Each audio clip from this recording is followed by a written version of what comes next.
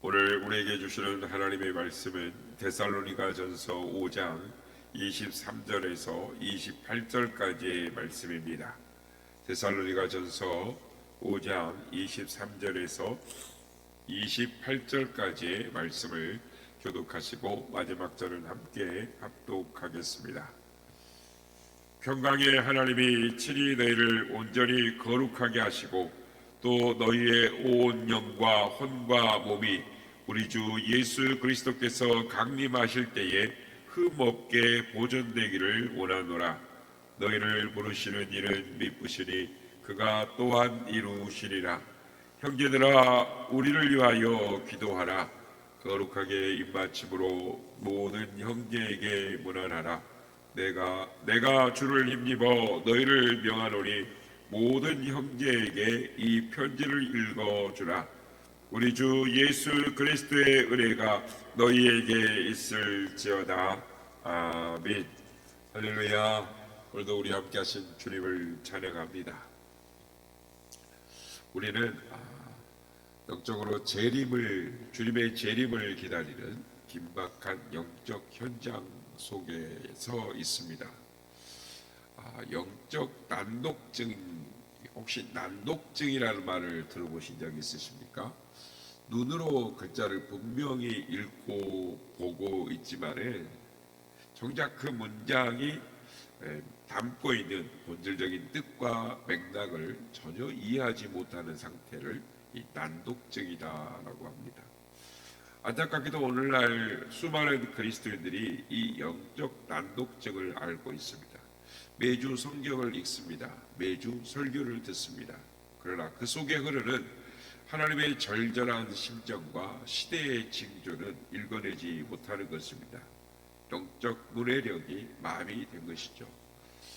세상 정보에는 이렇게 누구나 밝아서 이 박사 소리를 듣지만 정작 내 영혼을 살릴 생명의 진리 앞에서는 이 까막눈이 되어버린 성도들이 참 많이 있습니다.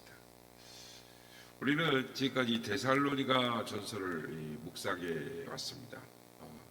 이 서신 전체를 관통하는 이 하나의 거대한 강줄기가 있다면 그것은 주님의 재림을 준비하라라는 이 엄중한 선포입니다.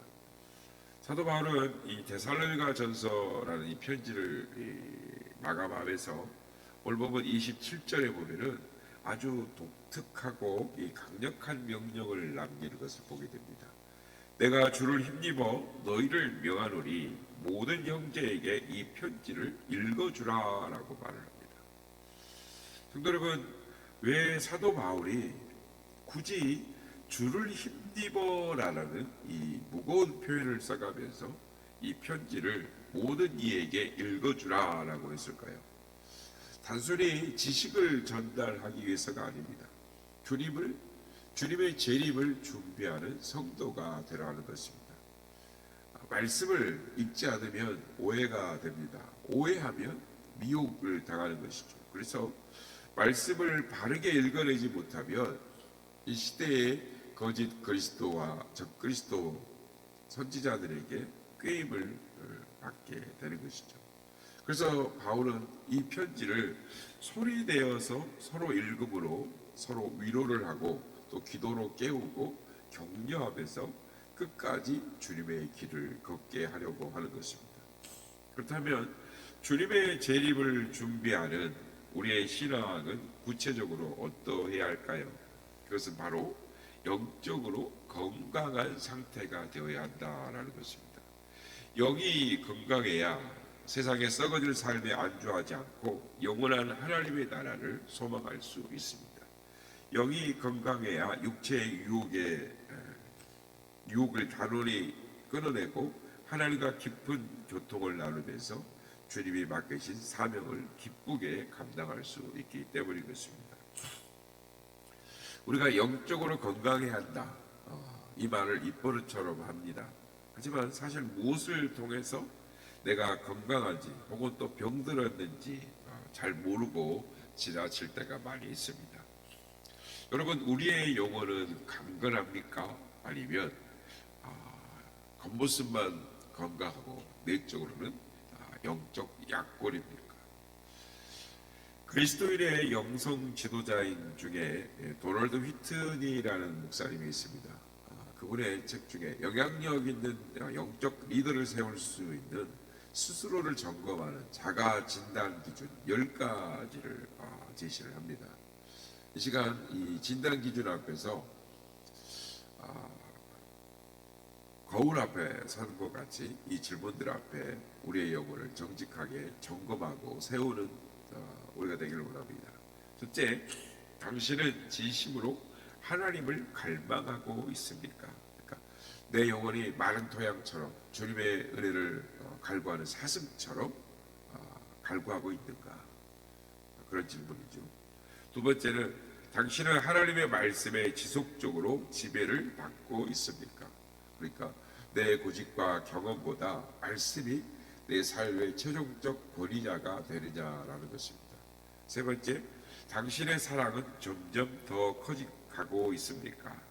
그러니까 시간이 갈수록 내 안의 사랑의 지경이 점점 넓어지고 있는가 확인해야 된다는 것이죠. 네 번째, 당신은 하나님의 임재에 대해 전보다 더 민감합니까?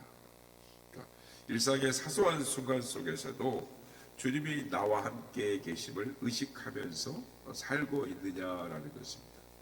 다섯 번째, 당신은 다른 사람들의 필요에 대해 더 많은 관심을 기울이고 있습니까? 그러니까 나의 안위보다 다른 사람의 아픔이 먼저 보이기 시작하느냐라는 것입니다. 그렇다면 건강한 영적 상태라는 것이죠.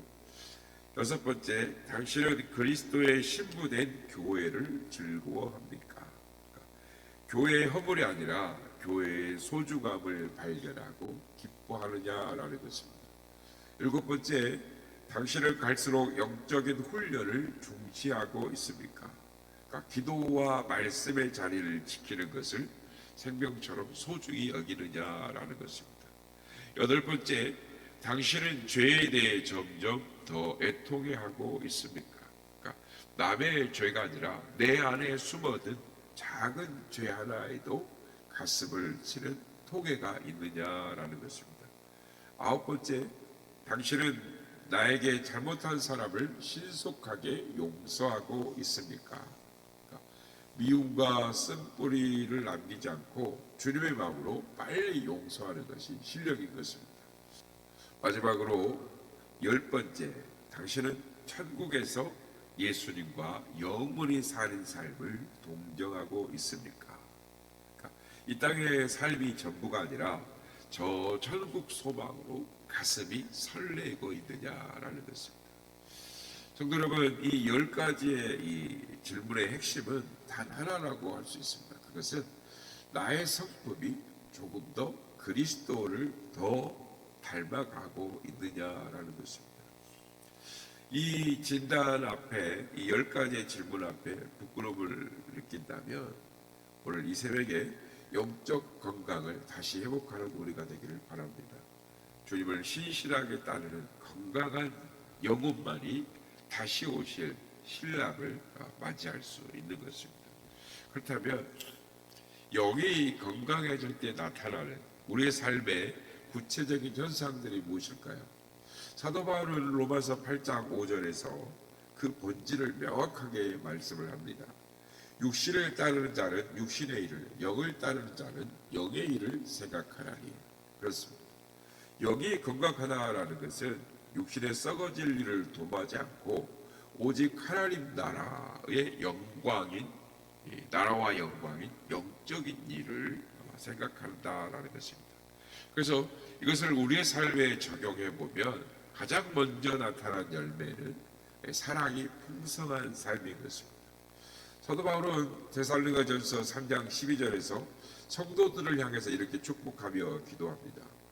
또 주께서 우리가 너희를 사랑함과 같이 너희도 피차간에 모든 사람에 대한 사랑이 더욱 많아 풍성하게 하시기를 원하노라. 여러분, 예수님을 닮아간다라는 것은 사랑을 닮아간다라는 것입니다. 주님의 사랑은 아가페입니다. 사랑받을 자격이 없는 우리를 위해서 주님께서 당신의 생명을 통째로 내어주신 것, 그 사랑의 희생을 우리는 본받아 가는 것이죠. 그래서 영적으로 건강한 사람은 내 안에, 우리 안에 이 아가페적인 사랑이 힘차게 엔진이 돌아가는 거라고 할 수 있습니다.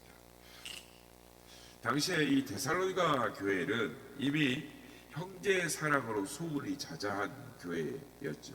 그러니까 너희 안에 사랑의 수고가 있다라고 이야기를 했습니다. 그런데 사도 바울은 거기서 멈추지 말고 더 한 걸음 나아가라라고 분별을 합니다. 데살로니가서 4장 10절에 보면 형제들아 권하노니 더욱 그렇게 행하고라고 말씀을 합니다. 그러니까 이미 살아가고 있다고 안주하지 말라는 것입니다. 영적으로 더 건강해진다는 것은 어제보다 오늘이 더, 그리고 오늘보다 내일이 더 넘치도록 사랑을 하는 것을 말하는 것입니다. 그래서 우리가 예수를 수십 년 믿었다고 말을 하면서도 내 마음에 냉소와 미움으로 가득 차 있다면, 또 내 사랑의 온기, 내 안에 사랑의 온기가 식어져 있다면 그것은 심각하게 내 안에 영적으로 병이 들어있다라는 신호이라고 할 수 있습니다. 그것이 바로 영적 난독증이다라고 할 수 있습니다. 하나님이 나를 사랑하신다라는 이 거대한 문장이 우리 앞에 있는데 그것을 내 삶으로 읽어내지 못하기 때문에 내 손에서, 내 삶에서 사랑이 나가지 못하는 것이죠. 성도 여러분, 우리의 영혼은 사랑으로 충만한 강골입니까? 아니면 미움으로 뒤틀린 약골이다 할 수 있습니까? 영이 건강하면 지극히 선한 것이 무엇인지 분별을 하는 것입니다. 영이 눈이 열리는 것이죠. 세상의 수많은 소음 속에서 무엇이 가장 최고의 최선인지를 즉시 알아내는 것이죠. 또 마음이 진실해집니다. 그러니까 태양빛 아래 내놓아도 한 점 허물 없는 모습으로 주님이 오실 때까지 자신을 지키는 삶을 살아가는 것이죠. 그래서 이 혼란스러운 혼탁한 이 마지막 세대에 건강한 영을 가진 사람만이 하나님의 뜻을 정확히 읽어낼 뿐만 아니라 자신을 보존할 수가 있는 것입니다.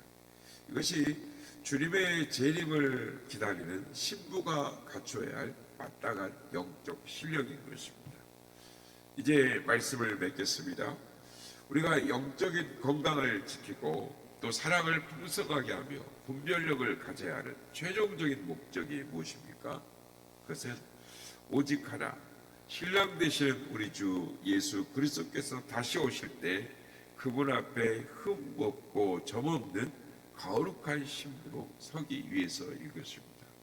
오늘 본문 23절과 24절은 우리에게 위대한 이 복음의 진리를 말씀을 합니다. 평강의 하나님이 친히 너희를 온전히 거룩하게 하시고 너희의 온 영과 혼과 몸이 우리 주 예수 그리스도께서 강림하실 때에 흠없게 보존되기를 원하노라. 성도 여러분, 우리가 영적으로 건강해지기 위해 이 몸부림쳐야도 하지만 몸부림치면서도 결코 잊지 말아야 할 사실이 있습니다. 그것은 내 힘과 내 의지로만은 절대 나를 보존할 수 없다라는 것입니다. 그래서 사도 바울은 24절에서 놀라운 약속을 덧붙입니다. 너희를 부르시는 일은 미쁘시니 그가 또한 이루시리라. 하나님이 우리를 부르셨습니까? 미쁘신 분이다라는 것입니다. 무슨 말입니까? 한 번 약속하신 것은 반드시 지키는 신실하신 분이시다라는 것입니다. 그래서 내가 넘어질 때 나를 붙들어 다시 일으켜 주시고 내가 영적 난독적으로 헤맬 때 성령의 등불로 내 눈에 비늘을 벗기셔서 바로 바라보게 하시는 그분이 우리 아버지 하나님이시다라는 것입니다. 그렇습니다. 사랑하는 여러분, 영적인 건강은 내 실력이 아니라 나를 포기하지 아니하시는 하나님의 신실하심을 신뢰하는 데서부터 시작이 된다라는 것입니다. 그러므로 오늘 이 새벽에 그 미쁘신 하나님을 신뢰하고 붙드시길 바랍니다. 그래서 나를 끝까지 보존하시고 나를 주의 은혜 안에 이루어 가시는 그 주님의 세밀한 음성에 귀를 기울임으로 말미암아 주님의 마음을 바르게 읽어낼 뿐만 아니라 세상이 감당할 수 없는 그런 믿음의 사람으로 우뚝 세워지는 그런 우리 모두가 되기를 바랍니다. 그래서 영적으로 건강한 신부가 되어 주님 오실 날을 예배하며 준비함으로 말미암아 오늘도 주님과 동행하며 승리하는 하루가 되시기를 예수님의 이름으로 축복합니다.